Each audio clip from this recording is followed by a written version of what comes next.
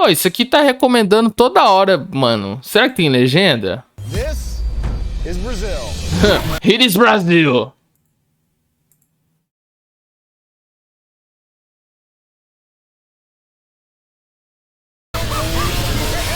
Pra mim apareceu também? Então, vamos ver o gringola. Is Brazil.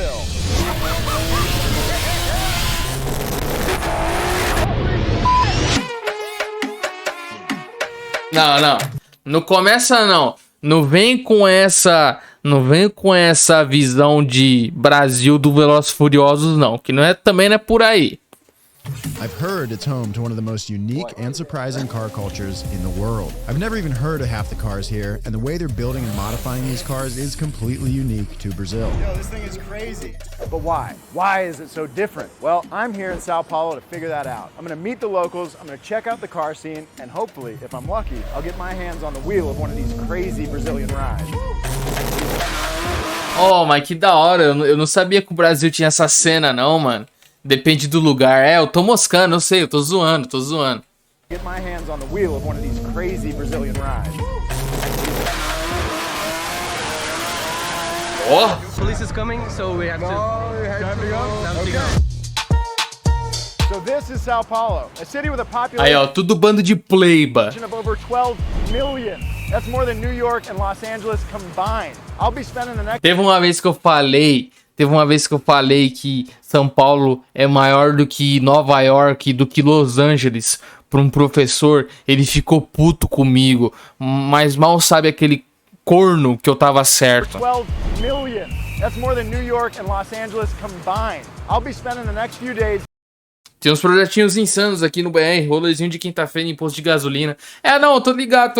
Aqui na região às vezes tem. Aqui na região é muito de moto, tá ligado? Tem os campeonatos de som também que vem uns carros da hora. Here, the first thing I need to do is go find one of those 12 million. My good friend G, who's worked for Donut for years now. Let's go find him.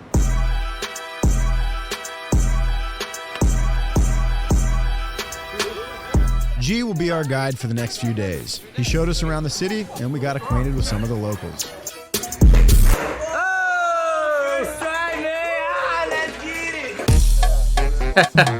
Caralho, brasileiro falando inglês é muito bom, né, mano? Let's get it! But I didn't come all the way to Sao Paulo to do 360 flips. I came here for some cars. G has arranged for us to check out a local tuning shop on the other side of the city. One of the first things you'll notice here is the insane amount of Volkswagens. It's a Saveiro. Saveiro, It's yeah, okay, a I've heard of that. utility version of a Gol. Yeah. Oh yeah, look at that buzz. Yeah, there's a lot of them. Do you know how late they made that kind of thing? Oh, it's like 5 years back or something. Really? I mean, not 5, but like it's recent. Yeah. Volkswagen of Brazil operates independently from Germany, and most of the models are completely unique to the Brazilian market. It's actually Brazil's biggest car company, and the most popular model is unique to the Brazilian market. It's actually Brazil's biggest car. Será que ele colocou na ordem certa? Eu acho que sim, né? Não, realmente, a gente tem muito mais Volkswagen, mano. Vê se esse vídeo tem dublagem PTBR. Tem não. Car company, and the most popular model is the Gol. Gol. O Gol é o mais forte. No, not the Golf. The Gol. It's just like a Golf, but a little smaller, a little less fancy, and a little cheaper. Not only is the Gol Brazil's most popular car, it's also their most popular tuner car. Tá, porra. The shop we're going to is called Arved's Garage, and they specialize in V-dubs like these. All right, we're here at Arved's Garage. Arved, thanks for having us. Thank you. We're gonna check out some of the Volkswagens he's working on down here in Brazil. Awesome. Well, that's a good looking build. Yeah, nice cars. This is a Polo GTI. You don't have Polos in the US. Polo. Small car, but it's very fun to drive. Ooh, yeah. VR6. VR6. Wow. So you guys do basically everything here. Yes. I miss doing body work. I don't do it anymore. If you want, I'm a lot of good work. Clearly, these dudes love Volkswagens, but they don't always get the parts we do when it comes to modifying them. So sometimes they have to. A legenda automática do YouTube é uma bosta. Sério, é uma bosta. Esse cara tem que chamar alguém pra traduzir, mano. Pra legendar. get a little crafty. So they don't have easy access to slotted brake rotors, so they slot them themselves on their little mill here, which is pretty cool. That's a good way to do it. The reason they even have to do this stuff is because foreign products are heavily taxed, and that's why you really don't see that many imported cars. Brazil is a proudly independent country, and over the years has levied taxes and embargoes to support Brazilian automotive industry and reduce dependence on foreign markets. If you want to import a car like a 350Z or an E36, you can expect to pay nearly double once you factor in all the taxes. And then getting parts for those cars can be a nightmare. That doesn't stop determined enthusiasts from importing them, but for the majority of car people, options are limited, so they just work with what they got. So it might seem like it's kind of the only type of car here in Brazil, but that's not really the case. I think we're gonna go find ourselves a little bit of a car meet and see what else is out there. First off, thank you to Nissan for sponsoring today's video. Second off, Caralho, o vídeo do cara é patrocinado pela Nissan. Imposto, que delícia. Então, o Brasil, tudo que é importado é tudo taxado, então é difícil, né? Era disso que ele tava falando, né? Aqui, os carros tem que nascer aqui, senão... it's literally bread, meat, bread. How is that not a sandwich? A hot dog is sideways, though. To be a sandwich, you have to assemble it vertically, not horizontally. Otherwise, it would be a taco. Yeah, okay, but a taco isn't its own category of food like a sandwich is. That's like calling pizza a sandwich because it also has cheese and bread in it. No way. Que isso. Hey, Jose. You're wrong, dude. You're wrong, dude. Okay, so by your description, an eclair would be a sandwich. Now, don't put words into my mouth, Jerry. Isso aqui é doidura, o carro estaciona sozinho, mano. Hoje já se criou essa tecnologia. Your whole horizontal vertical debate doesn't make any sense. That means that if I had a pastrami on rye and I turned it 90 degrees, that it would stop being a sandwich. How about this?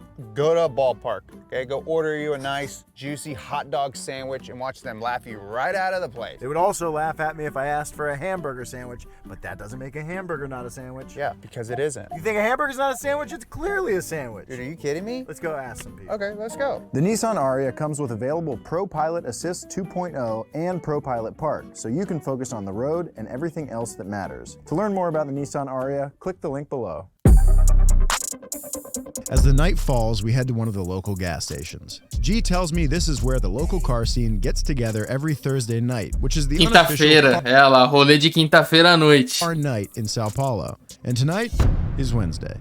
But we called a few friends and invited them out anyway.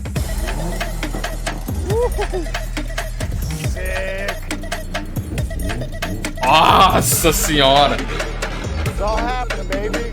Hey, how's it going? Nice to meet you. Well, that thing's sick, huh? This is crazy, you know? Ó, BMW.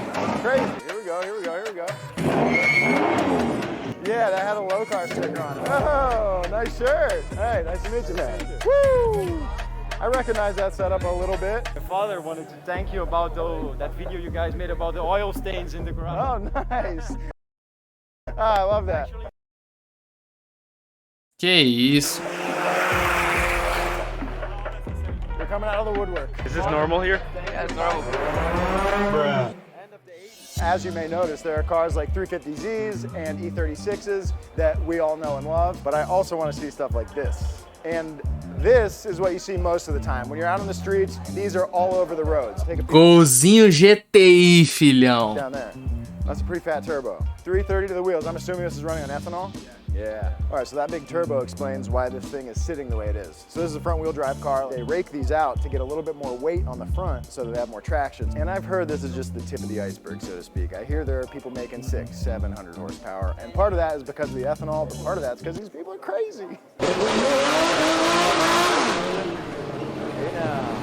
And then this guy showed up. This right here is a Chevy Opala, a car that was made and sold here in Brazil for decades. Just like Volkswagen, there's also a GM of Brazil that makes completely different cars from what we get in the States. What makes the Opala so special is that it's rear-wheel drive. There are barely any rear-wheel drive cars made in Brazil, carro so enthusiasts absolutely love them. And the owner of this one just asked Max and I if we wanted to hop in the car for a ride, so of course we said yes. And based on all the people whipping out their phones, I'm starting to think maybe I should have said no. I see there's no seatbelts back here. Or up here. Não tem cinto de segurança.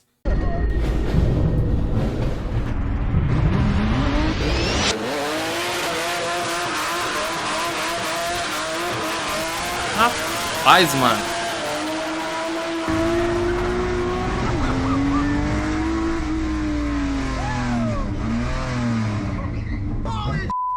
Okay. Oh, haja pneu, hein, filho? So we didn't know he was gonna do that. If I knew the car didn't have seatbelts and the dude was about to go full Vin Diesel on us, yeah, maybe I would have thought again. But we are already in the car. So Vin Diesel. Going back now.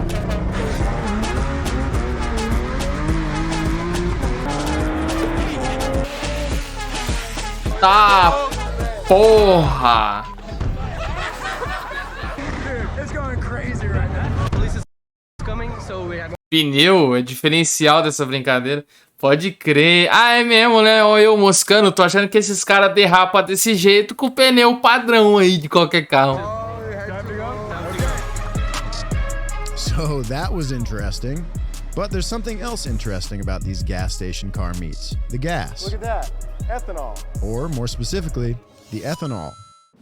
Remember how Brazil wants to reduce reliance on foreign markets? Well, a huge part of that. Olha lá, ó, Brasil quer reduzir a dependência de mercado externo. Nem eu que sou do Brasil sabia disso.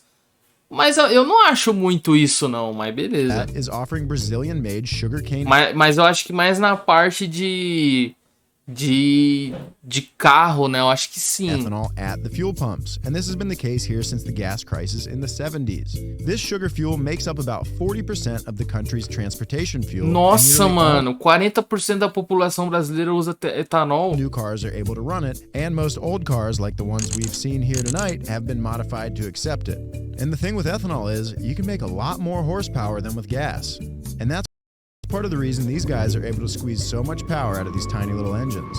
So how much power can you actually squeeze out of these little engines? Well, our next stop is a shop that's building 4-cylinders with more power than just about anything at this gas station meet. And they focus on a specific 4-cylinder, the most popular one in Brazil, the Volkswagen AP engine. We're Tá tendo patrocínio do Ipiranga também? here at Made for Street Motorsports, and the owner Eu não sabia que não tem etanol lá fora não, nem imaginava disso. Vinho has some pretty interesting AP-powered cars to show us. This Nossa. thing is so clean. It looks like it's fresh off the showroom floor. This is a Volkswagen Savero, a little stubby pickup truck Savero. version of the Gol. Can you imagine having one of these in the States? It would be so cool. All right. In this engine, they are using motorcycle pistons. Oh, and the ITB setup, is that? Those are made in Brazil for this type of Yeah, setup. as a modification? Yes. Fires right up.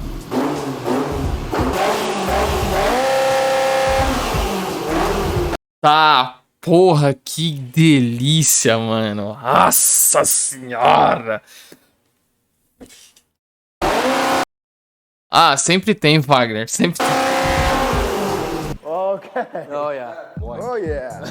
That's cool. That's a big turbo for this little thing. So everything here is forged in Brazil. Yeah. Like the whole block, everything's for 1,000. Go for 1,000. It's the only car that doesn't run because of it's Ó o guardinha.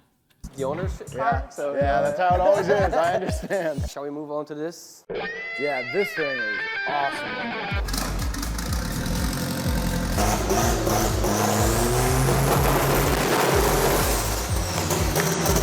Nossa.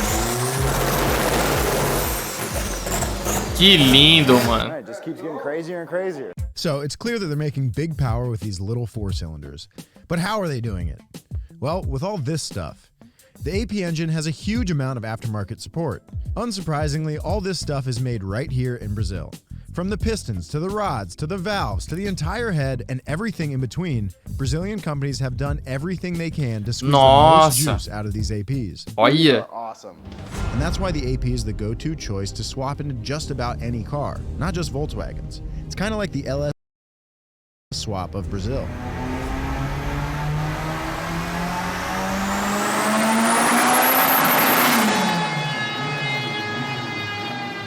All right, well, this thing sounds awesome. We made, I think it was about 450 wheel horsepower on low boost, which is 36 PSI. High 450 cavalos? Meu sonho é montar um projeto desse. boost Da is hora, 50 mano. PSI, and supposedly make somewhere in the ballpark of 650 wheel horsepower. Eu conheço gente que já tentou.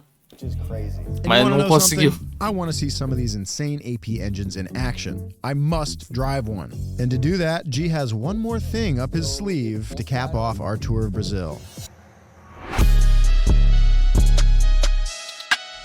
Nossa, o Matheus, eu acho que o sonho dele é um carro desse. Eu acho. Só que, tipo assim, tem 20 no Brasil desse, tá ligado? É pouquíssimo. We've been having an absolute blast in Brazil so far, but we got one thing left to do, and that's have a big drift party with everybody we've met along the way. So we rented out the local track, and we invited everybody we've met along the way and all their friends with all their crazy cars. So it's time to see some of these wild Brazilian builds in action. And I hear I might get to experience the AP engine for myself. I'm excited. Can you tell?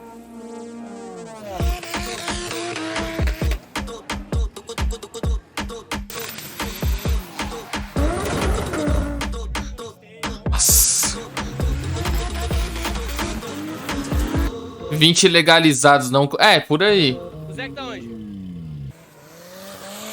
We've seen Volkswagen Golfs, we've seen Chevy Opalas, but this is the first time I've seen this. It's a Chevy Chevette, and it's one of the most popular drift cars in Brazil. We did get the Chevette in the States for a few years, and they didn't really catch on. But in Brazil, they were produced for decades, and like I mentioned earlier, Brazilian-made rear-wheel drive cars are pretty hard to come by. So for a lot of drift enthusiasts, this is their AE86.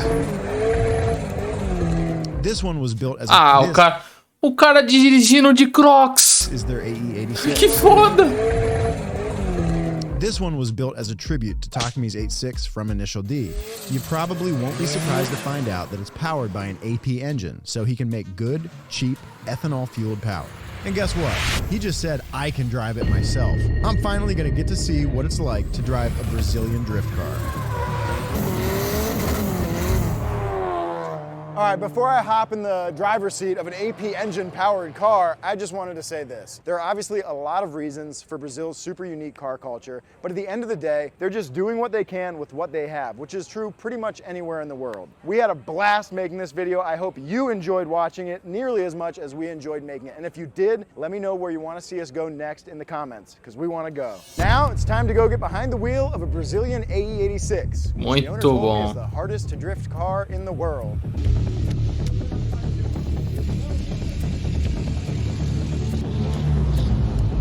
Meu primeiro AD. I'm gonna take it easy. I'm just gonna try Pode crer, Jean. to keep this thing on track and enjoy it.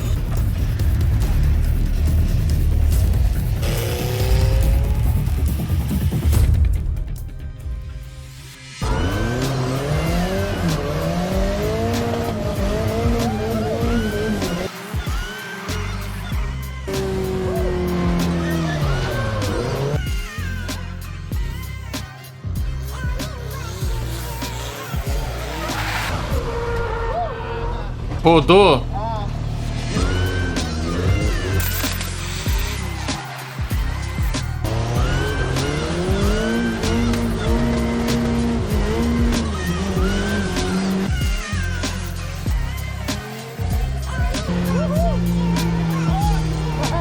And I want to send a special thank you to all our friends that made this trip possible. From G to Arved and Luis, Made for Street Performance Shop, Jamie Orr helped us plan the thing out, and all the people of Brazil for welcoming us to your country.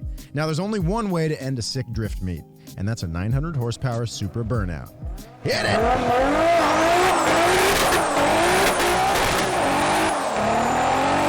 Nossa, cara. Lindo, lindo, lindo, lindo, lindo. Tá doido. Que isso, mano. Que vídeo foda, mano.